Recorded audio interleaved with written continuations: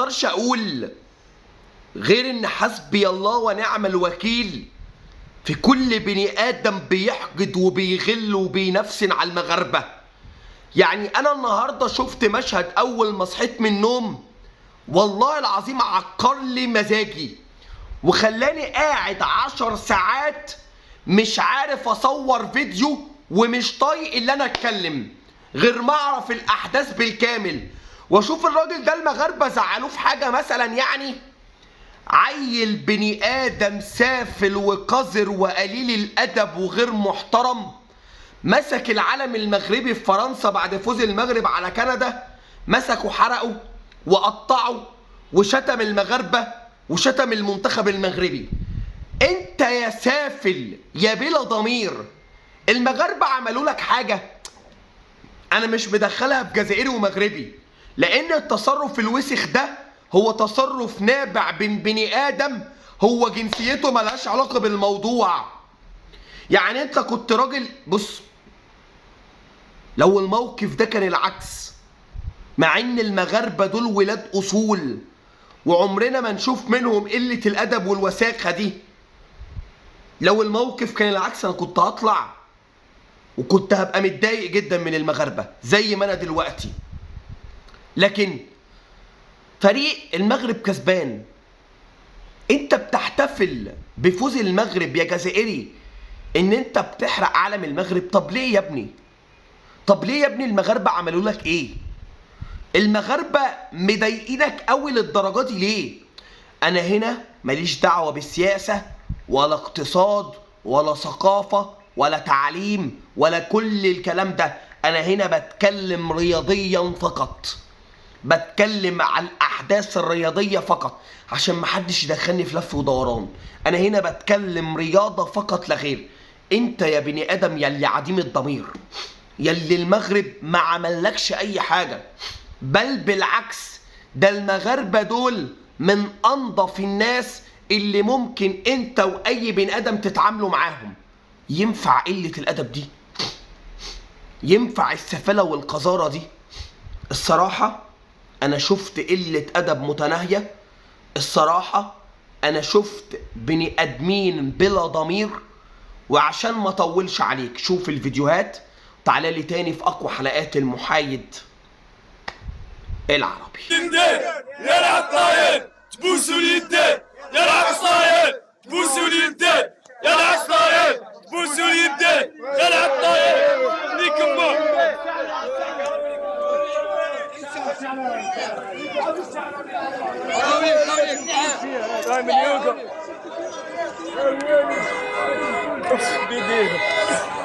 يا العطاير تبوسوا اليدين، يا العطاير صباح يا اخو انت تبات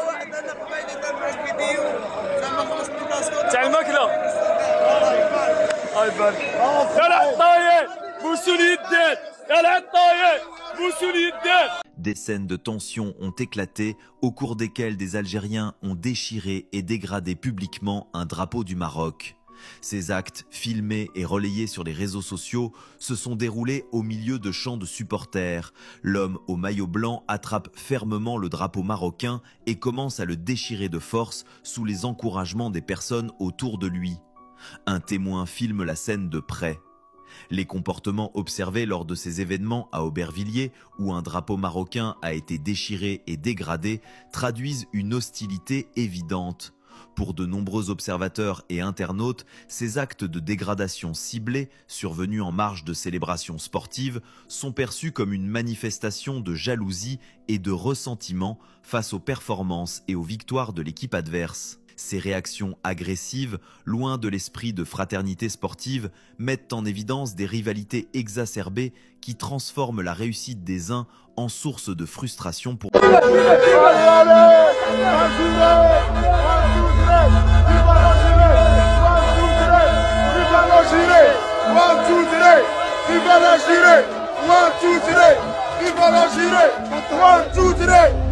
إخوان، راه في التاريخ ما عمر شي مغربي شد الراية ديال الجزائر وقطعها، ما عمرها طرات. وهذا راه أمر خطير. باش يجي واحد جزائري يقطع درابو ديال المغرب راه أمر خطير بزاف. ما احترمتي دوك الناس، ما احترمتي المشاعر ديالهم.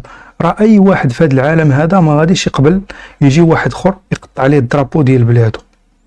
راه صعيبه بزاف. على الاقل الانسان يحترم المشاعر ديال الناس الاخرين. فين غاديين بهذا الشيء هذا؟ واش وصلت بكم لهاد الدرجه هذه؟ نقولوا كاين واحد الحقد، نقولوا كاين واحد المشاكل بين البلاد والاخرى، نقولوا كاين واحد الحسد، كاين واحد الغيره حيت حنا منتخبنا قوي، حيت حنا بلادنا واعره. ولكن لا ماشيش على هاد الدرجه انك تشد الدرابو وتقطعو. انا صراحه كنطالب من السلطات الفرنسيه يتدخلوا ويتعاقبوا اشد عقاب هاد المسخين اللي قطعوا هاد الدرابو. Dernière minute, information BFM TV concernant l'influenceur algérien Doualem qui vient d'être interpellé à son domicile de Montpellier, Christophe. Oui, absolument, par les policiers qui l'emmènent à Paris pour le passer en centre de rétention administrative en vue de son expulsion. C'est ce qu'explique une source judiciaire à BFM TV. Et d'après nos informations, un nouvel arrêté d'expulsion a donc été pris à l'encontre de cet influenceur dont on vous a beaucoup parlé ces dernières semaines. دخلوا ليه شي جزائريين روبلو بالشعارات وبالغواط وبشي حاجه ماشيش هي هذيك. الناس المهم ناضوا باش يدير لهم ديك الرقيه الشرعيه. شنو هي؟ نخليكم مع الفيديو وتشوفوا كيفاش تم طردهم بالفن، بلا غواط بلا صداع بلا حتى شي حاجه. شوفوا واش داروا لهم.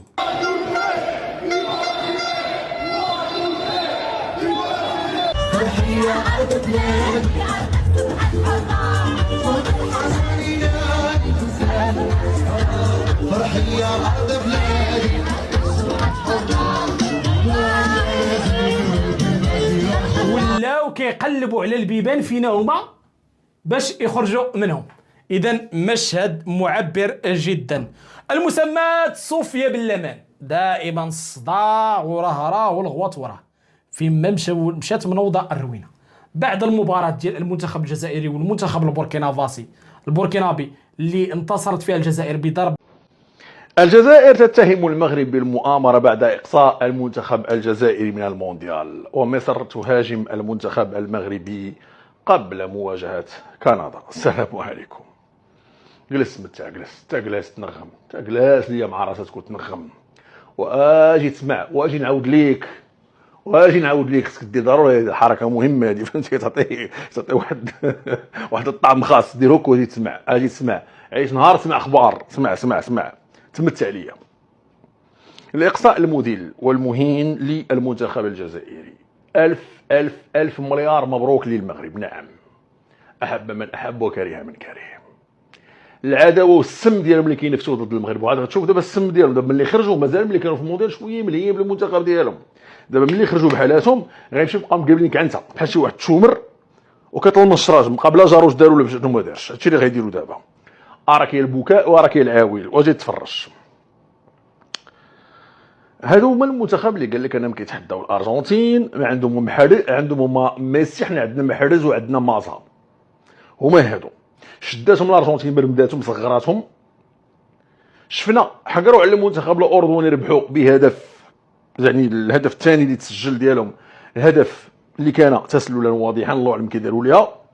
شفنا مع النمسا المؤامره اللي داروا باش يقصيو المنتخب الايراني، وزعما نو فرضنا قال لك باش يتفاداو المنتخب الاسباني، لكن كون عادزوا مع المنتخب الاسباني والله حتى افضل لهم، لان كون فاز على المنتخب الاسباني غتقول راه خسرنا مع اسبانيا، اما تخاسر مع سويسرا التصنيف ديالها اقل من طبعا من اسبانيا، ولا تقارن باسبانيا. هذا ماشي كلامنا حنا، هذا التصنيف اللي كيهضر، والالقاب والارقام هذا ماشي كلامنا غنديروا بحالهم ما يبداو كيستصغروا. نديروا بحال الدراجي لما لعبات البرازيل، لما كانت البرازيل لعبه مع المغرب قال لك ماشي ديك البرازيل اللي كنعرفوا، منتخب عادي جدا. وفي المباراه الاخيره قال لك المرعب القوي حقت يكفي انك تلعبها ضد البرازيل انت شعور بالرعب. سبحان الله، شوف النفاق. وكنهضروا على ايام قليله كتفصلهم، ماشي كتضر واحد 4 سنين 5 سنين تبدل المنتخب، لا باقي هو بكل شيء اللي بلاعبيه بكل شيء. اسمع سيدي، ايوا سيدي نضحكك شي شويه. الناس يا سيدي اللي تحداو هذا الشيء واللي قال لك انهم الانجاز ديال قطر ديال المغرب ديال المنتخب المغربي ليس انجازا، وانهم هما اللي كانوا غيفوزوا لو دازوا، واللي اتهموا المغرب بشراء الاصوات وما عرفت شنو دار وشراء الحكام وكذا وكذا، وقال لك انه فقط وليد الصدفه وغير ذلك. الان سيدي من بعد مؤامراتهم ضد المنتخب الايراني واقصائهم المهين والمذل، راه ركبوا في الطياره قال لك ركبوا له كيسخن، طلع مور الريبي كيبيع ريبي وبتي بان، كيدور كيبيع لهم في الريبي وبتي بان، غنمشيو راكبين كيتسناو شادين في الدوسي ديال اللي قدامهم. ناضوا سيدي الان يتهمون المغرب بالمؤامره. السي طارق وقيلا خلطتي المواضيع، كيفاش انت كتهضرنا دابا على الجزائر مع سويسرا دخلتي لهذا كما بغيت تخلط شي بغيت تهضر على مباراه اخرى وتخلطوك على العالم، ما تخلط لي والو اخويا. انا كنقول لك الناس اش قالوا، ما تهموش سويسرا بالمؤامره، لا ما يقدروش يتهموا سويسرا، ما تهموش الفيفا، لا الفيفا تقدر تتهم سويسرا عقوبات والم، لا المغرب وياه، ولكن المغرب تا هو هذاك واحد البلاد تيقولوا المغرب وبخبيز يا خويا، وهذوك المغاربه يا خويا واحد الشعب زعما يا خويا شعب الله يهديه، جالس عايشه بالقوالب وبالمؤامرات، واحد الشعب اللي كتعرفوا كيقولوا ليه المغاربه، ما عرفت هذاك الشعب مالو يا خويا، جالس عا بالقوالب والمؤامرات وتعدى على الجيران وحشوم عليه. واش دار دابا المنتخب الجزائري مسكين؟ ايوا سيدي راه السبب ديال الاقصاء ديالهم راه هو المغرب. اييه واسمع اسمع نعاود ليك، قال لك اودي اولا وقبل كل شيء، قال لك عادي ان نخسر امام المنتخب السويسري، ماشي عادي كيقولوا على مستوى الكفاءه وعلى مستوى المستويات انه راه المنتخب السويسري اقوى منا، لا ما قالوش بالطريقه، قال لك هذا كان منتظرا ومتوقعا، كيهضر لهم كيكزز بحال حاشاكم دير لي شي الجام فمو، منتظرا ومتوقعا. علاش كيهضر لكم ما فهمتش انا؟ لان الحكم يهودي اسرائيلي ارجنتيني، قال لك يهودي متنكر، قال لك يهودي اسرائيلي متنكر في جنسيه ارجنتيني. وطبعا كما يعلم الجميع علاقات المخزن وعلاقات بارون المخدرات فوزي القجع باسرائيل، وتدخل الموساد الاسرائيلي لاقصاء المنتخب الجزائري، واللي هذه باينه، هذه باينه كما تعلمون، كيغمق عليك بديك هذه باينه وكما تعلمون، باش تقول راه واقع انا بوحدي ما عارف، العالم كله يعرف. زيد ثانيا قال لك سيدي وكما يعلم الجميع وكما تعلمون انفانتينو هو سويسري وهو صديق القجع، يعني ان القجع هو ورك دابا تصور التفكير شوف التفكير، والله العظيم الدجاجه ما كتفكرش هكا، فار والله ما يفكر بهذه الطريقه هذه، فار المخ ديالو ما عرف فيه 3 غرام وشنو، والله ما يفكر هكا. قال لك سيدي ما مفادوه، ما قالوش حرفيا، بحال القجع هو اللي قال انفانتينو نوض دير لهم شي مؤامره باش هما يخسروا وتربح سويسرا. دابا انفانتينو سويسري، افترضنا انفانتينو غيدير هذا الشيء ولا عنده ان بوفوار، عنده شي طريقه باش يدير، رغم ان المباراه كانت واضحه، حتى شي واحد ما تشكى، لا لاعبين لا بيتكوفيتش لا والو، حتى واحد ما قال شي حاجه، المحللين الكرويين ما كانش فيها شبهات ولبس، شي هدف تلغى ليهم، شي ضربه جزاء اللي طالبوا بها ما كانتش، شي مسيات اللي ما بغاوش يعتبروها، هنا كتقدر تفتح باب ديال التاويل، ما كان والو، كانت مباراه مفتوحه ومكشوفه. المنتخب السويسري لعب فيهم لعب، ماشي لعب معاهم، لعب فيهم، ماشي لعب ضدهم، لعب فيهم. يعني انفانتينو اللي بغى يدير هذه العمليه خصو يتسنى حتى يجي القجع اللي هو مغربي ويقول له دير هادشي ضد الجزائر، عاد يقول راه نديرو هادشي ضد الجزائر نقصيهم. يعني انفانتينو كيسمع من القجع، انفانتينو ولا كان القجع في هذه الحالات هذه داو يكون داو راسو، كون كان الخوخي داو يكون داو راسو. سي فوزي القجع تهموا بالمؤامره في كاس افريقيا، قال لهم انا 50 سنه كنت شي حاجه، قال لهم 50 سنه، قال لهم حنا ما فزناش، قال لهم من اخر كاس افريقيا كانت عندي 6 سنين ما عقلتش انا كاع نبقى صغير. كون كان السي فوزي القجع عنده هذا البوفوار اللي كيهضروا عليه ما كانش وقع لنا ديك المشكله ديال النهائي ديال كاس افريقيا، كون طحنا بالسا في وسط المباراه، كون عطاونا بيلانتيات وبطاقات حمراء ليهم وكذا وكذا.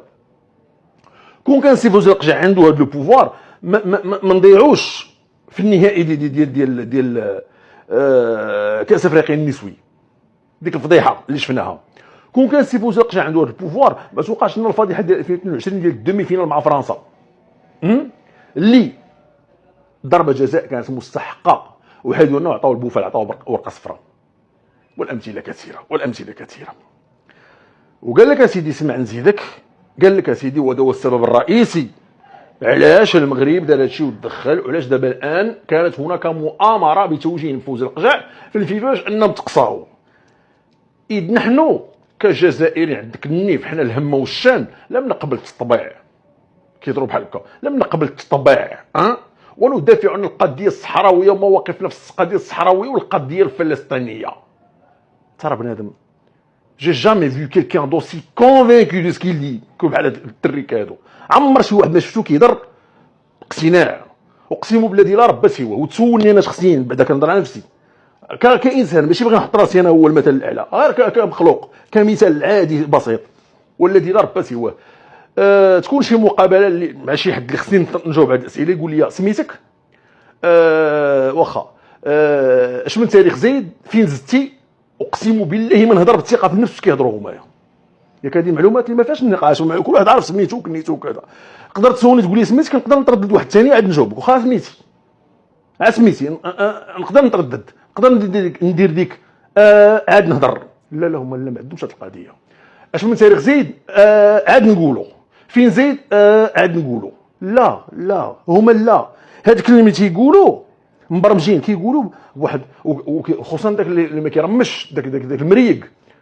كما تعلمون القجع هو صديق ديال انفانتينو، وراح يشحنوه، راح يقول له انه المنتخب الجزائري ما يمرش للدور المقبل لئلا ينافس الصوره النمطيه للمنتخب المغربي. كما تعلمون القجع هو بارون المخدرات ويتحكم في المخدرات في العالم. انا نقول لك نعطيك الصحيح، وسمعني نقول لك حاجه، ودكتور سمعني نقول لك حاجه، وهذه معلومات مؤكده من مصادري الخاصه. كنبقى كنشوف حتى السيد كيهضر زعما كتقول بحال معمر شي مكانه كتسرسر، غريب. اسمع الكلام. اش جاب دابا عفوا التطبيع، وجاب الدفاع عن القضيه الصحراويه والقضيه الفلسطينيه وانفانتينو سويسري وفي نفس الوقت صديق القجع، والحكم يهودي اسرائيلي قال لك اسيدي بقناع ارجنتيني. اش جاب هادشي للهضره؟ زاد قالوا واحد الكلمه اخرى ما وركوش على بزاف، خافوا من المشكل. سمع الورطه اللي غطاح فيها الجزائر دابا الان وتمتع. قال لك اسيدي انه احتمل طبعا بيتكوفيتش لانه سويسري والجنسيه، بيتكوفيتش سويسري الجنسيه، قال لك اودي حتى هو كذلك. هذه ما حكروش عليها باش نعطيهم حقهم، ما حكروش عليها بزاف، خافوا من المشاكل. قال لك اودي انه السيد طبعا عادي جدا ان نخسر لان المدرب راه هو سويسري.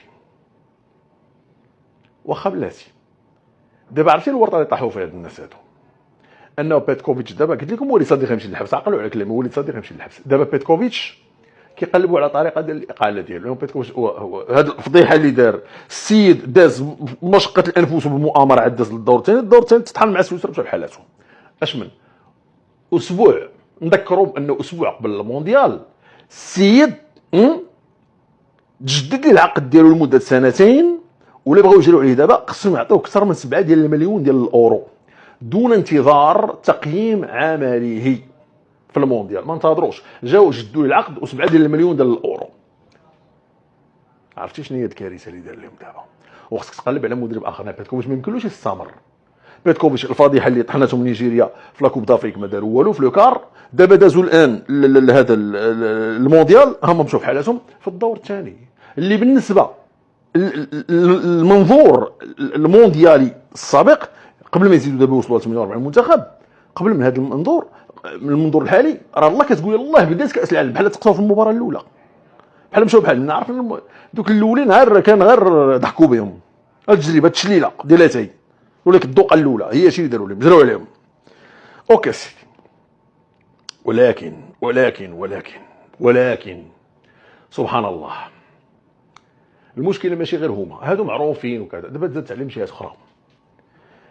كتلاحظوا يا اخواني في الله انني حذر، وغنقول لك علاش حذر، لان البعض كيصحابني حذر عندي اهداف شخصيه ولا لا حذر ملي كنبغي نهضر على جهات اخرى ودول اخرى اللي كتهاجم المغرب، خصوصا كاين جوج، كاين مصر وكاين تونس. كتلاحظوا انني حذر. عرضت لك الفيديوهات بالصوت والصوره، وريتك كميه غل وحقد عما اظن محدش شافها في حياته قبل كده. بس اللي انا عايز اساله سؤال واحد وبسيط، وسؤال بامانه، يعني سؤال واحد فقط لا غير. هو ليه الاعلام الجزائري بيغل عن المغرب؟ يعني انا لما اشوف مشهد سافل زي ده ومشهد قليل الادب وغير محترم، المغاربه عملوا لك ايه؟ انت كراجل جزائري المغرب كسب، معلش انا اسف، ترفع العلم المغربي وتهتف باسم المغرب. طيب انت راجل ما بتحبش كل البلاد وبتحب بلدك بس، من حقك وما اقدرش الومك. فمن هنا نبتدي ما نتكلمش، ناخد بعضنا وعلى بيتك، على شغلك، على مراتك، على حياتك، على بنت، على اي حد. خد بعضك وافصل نفسك عن فوز المغرب. مالكش دعوه بقى كسبوا وخسروا تعادلوا، مالناش دعوه. لكن ان انت تفتعل افعال شغب وتعمل قله ادب وتعمل سفاله وقذاره وعدم احترام وكل قله الادب والسفاله يبقوا على عينك يا تاجر، عيب يا جماعه، عيب يا جماعه. ده انتوا ناس المفروض متربيه، ده انتوا ناس المفروض عندكوا ضمير، ناس المفروض يعني انا اسف في الكلمه كبار. سيبوا الافعال دي للاطفال الصغيره، ومش حتى يعني الاطفال الصغيره المفروض ما تبقاش بالاخلاق الوسخه دي. دي اخلاق نابعه عن تربيه مش صحيحه، عن تربيه كلها كراهيه. فانا النهارده ما اقدرش اقول غير حسبي الله ونعم الوكيل في هذا الشخص عديم الضمير عديم الاحترام الذي قام بحرق العلم المغربي في مشهد سافل وقذر وقليل الادب وعديم الاحترام. اوعى تنسى اللايك والسبسكرايب. مع الف سلامه يا احلى جمهور في الوطن العربي.